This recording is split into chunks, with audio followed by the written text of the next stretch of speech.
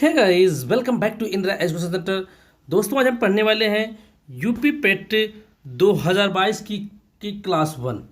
दोस्तों, इससे पहले हमने दो वीडियो में सिलेबस को कवर किया है और आज यूपी पेट 2022 का क्लास 1 है।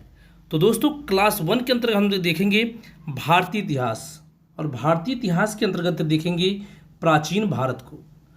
दोस्तों, इससे जितने भी महत्वपूर्ण तथ्य या जितने भी महत्वपूर्ण प्रश्न बनते हैं हमने उन सबको कवर किया है।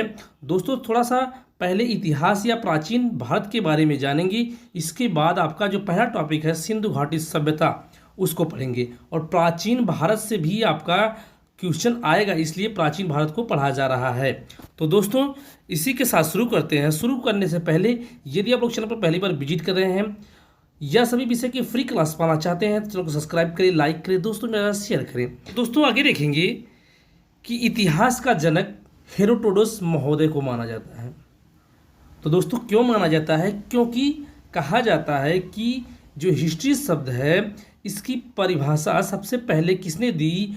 तो हेरोडोटस महोदय ने दी थी। और हिस्ट्री के बारे में या हिस्ट्री शब्द के बारे में दुनिया को बतलाने वाले प्रथम व्यक्ति कौन है? तो हेरोडोटस महोदय है। इसलिए इतिहास का जनक हेरोडोटस महोदय को कहा जाता है। भारतीय इतिहास के लिखित साक्ष्यों के आधार पर इसको 3 भागों में बांटा गया है।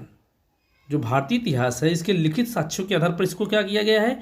इसको 3 भागों में बांटा गया है। पहला है आपका प्रागैतिहासिक काल, जिसे प्री हिस्टोरिक कहते हैं। दोस्तों, प्रागैतिहासिक काल जो है उसे कहते हैं जिस काल का कोई लिखित साक्ष्य नहीं मिलता। जिस काल का कोई लिखित साक्ष्य नहीं है उसे हम प्रागैतिहासिक काल कहते हैं। जैसे आपका पाषाण काल हो गया। इसके बाद दूसरा है आपका आद्य ऐतिहासिक काल, ईयरली हिस्टोरिक। दोस्तों, आद्य ऐतिहासिक काल उस काल को कहते हैं जिसके लिखित साक्ष्य तो उपलब्ध हैं किंतु उन्हें पढ़ा नहीं जा सका है। लिखित साक्ष्य हैं लेकिन उनको अभी तक पढ़ा नहीं जा सका है। जैसे आपका सिंधु घाटी सभ्यता। तीसरा है आपका इतिहास, हिस्ट्री, जिस काल के लिखित साक्ष्य भी उपलब्ध हैं और उन्हें पढ़ा भी जा चुका है। जैसे आपका वैदिक सभ्यता और उसके बाद आगे का काल, उसके बाद का समय।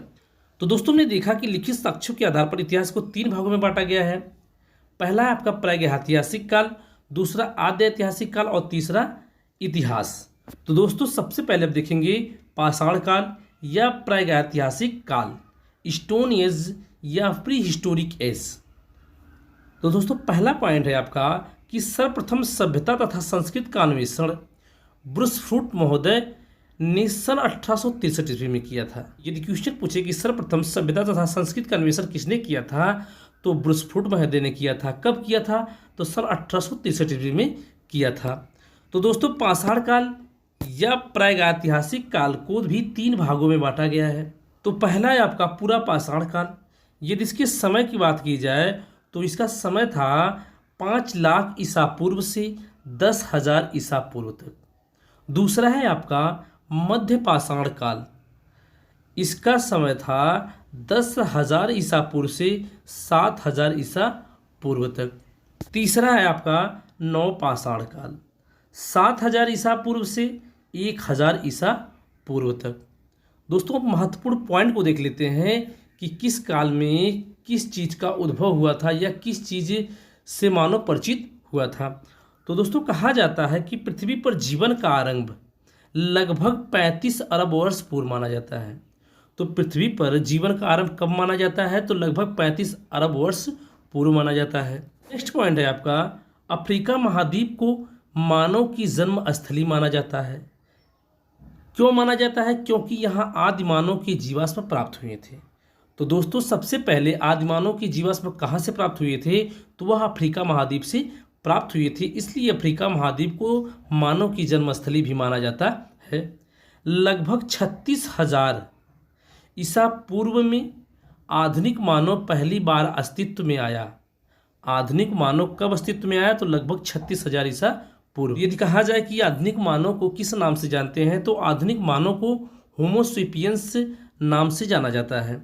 नेक्स्ट पॉइंट हमारा पूरा पाषाण काल में मनुष्य की जीविका का मुख्य आधार शिकार था। दोस्तों यदि पूरा पाषाण काल की बात की जाए तो पूरा पाषाण काल को भी 3 भागों में बांटा गया था। आपका निम्न पूरा पाषाण काल, मध्य पूरा पाषाण काल और उच्च पूरा पाषाण काल था। तो दोस्तों कहा गया है कि पूरा पाषाण काल में मनुष्य की जीविका का मुख्य आधार क्या था, वह था शिकार। शिकार करके ही वह अपने जीवन का निर्वाह करते थे। पूरा पाषाण काल को आखेटक तथा खाद्य संग्राहक काल भी कहा जाता है। पूरा पाषाण काल को क्या कहा जाता है, आखेटक काल और खाद्य संग्राहक काल भी कहा जाता है। मानव द्वारा प्रथम पालतू पशु कुत्ता था, जिसे मध्य पाषाण काल में पालतू बनाया गया। तो दोस्तों क्वेश्चन इस तरीके से पूछ सकता है कि मानव द्वारा प्रथम पालतू पशु कौन था, तो वह था कुत्ता। और कुत्ते को कब पालतू बनाया गया, तो मध्य पाषाण काल में। कब, मध्य पाषाण काल में। आग की जानकारी मानव को पूरा पाषाण काल से ही थी, किंतु इसका प्रयोग नव पाषाण काल से प्रारंभ हुआ। तो मानव को जो आग की जानकारी थी कब से प्राप्त थी, तो पूरा पाषाण काल से थी। लेकिन यदि पूछे कि मानव आग का प्रयोग किस काल में किया या करना सीखा, तो नव पाषाण काल में करना सीखा। बहुत ही इंपॉर्टेंट क्वेश्चन बनता है, इससे कई बार परीक्षाओं में यह प्रश्न पूछा गया है। नेक्स्ट पॉइंट है आपका, नव पाषाण काल से मानव ने कृषि कार्य प्रारंभ किया, जिससे उसमें स्थायी निवास की प्रवृत्ति आई। तो दोस्तों कृषि कार्य आरंभ कब हुआ, तो वह नव पाषाण काल से हुआ। भारत में कृषि का पहला साक्ष्य मेहरगढ़ से प्राप्त हुआ। तो दोस्तों क्वेश्चन पूछे कि कृषि का पहला साक्ष्य कहाँ से प्राप्त हुआ या किस स्थान से प्राप्त हुआ, तो वह मेहरगढ़ से प्राप्त हुआ है। बिहार के चिरांद नामक नव पाषाण कालीन स्थल से हड्डी के औजार मिले हैं। तो पूछिए कि बिहार के चिरांद नामक स्थान से किस चीज़ के औजार मिले हैं, तो वह हड्डी के औजार मिले हैं। और यह जो बिहार का चिरांद नामक स्थान है, यह किस काल का स्थल है, तो यह नव पाषाण काल का स्थल है। नेक्स्ट पॉइंट है, औजारों में प्रयुक्त की जाने वाली पहली धातु तांबा थी तथा इस धातु का ज्ञान मानव को सर्वप्रथम हुआ। तो क्वेश्चन पूछता है कि औजारों में प्रयुक्त की जाने वाली पहली धातु कौन थी, तो वह थी तांबा। और सर्वप्रथम किस धातु का ज्ञान मानव को हुआ पहली बार या सर्वप्रथम, तो वह हुआ तांबा धातु का। चावल की खेती का प्राचीनतम साक्ष्य कोल्डिहवा, जो कि इलाहाबाद में स्थित है, वहाँ से पाया गया। तो चावल की खेती का प्रथम साक्ष्य कहाँ से मिला, कोल्डिहवा से मिला। पहिए का आविष्कार नव पाषाण काल में हुआ। तो दोस्तों यह क्वेश्चन बार बार पूछता है कि पहिए का आविष्कार किस काल में हुआ, तो नव पाषाण काल में हुआ। दोस्तों पहिए का आविष्कार और आग का प्रयोग, यह क्वेश्चन दो बहुत ही ज़्यादा पूछता है। तो आग का प्रयोग कब किया था मानव ने, तो मानव ने आग का प्रयोग सर्वप्रथम कब किया था, तो नव पाषाण काल में किया था। और पहिए का आविष्कार भी नव पाषाण काल में ही हुआ। तो दोस्तों क्लास 1 में आज इतना ही। दोस्तों प्राचीन भारत से जितने भी महत्वपूर्ण तथ्य बनते थे या जितने भी एग्जाम में प्रश्न पूछने की संभावना, हमने सबको कवर किया था। तो दोस्तों ये आप लोगों से निवेदन है कि आप लोग इस क्लास को ज़्यादा से ज़्यादा शेयर करिए।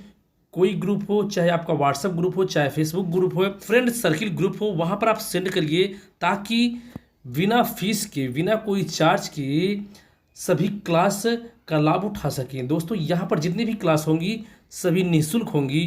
तो दोस्तों यदि आप लोग सभी विषय की फ्री क्लास पाना चाहते हैं तो चैनल को सब्सक्राइब करें, लाइक करें, दोस्तों में ज़्यादा शेयर करें और बेल आइकन को जरूर दबाएं, जिससे कि आपको वीडियो की नोटिफिकेशन सबसे पहले मिलती रही। तो दोस्तों कल फिर मिलेंगे। जय हिंद, वंदे मातरम।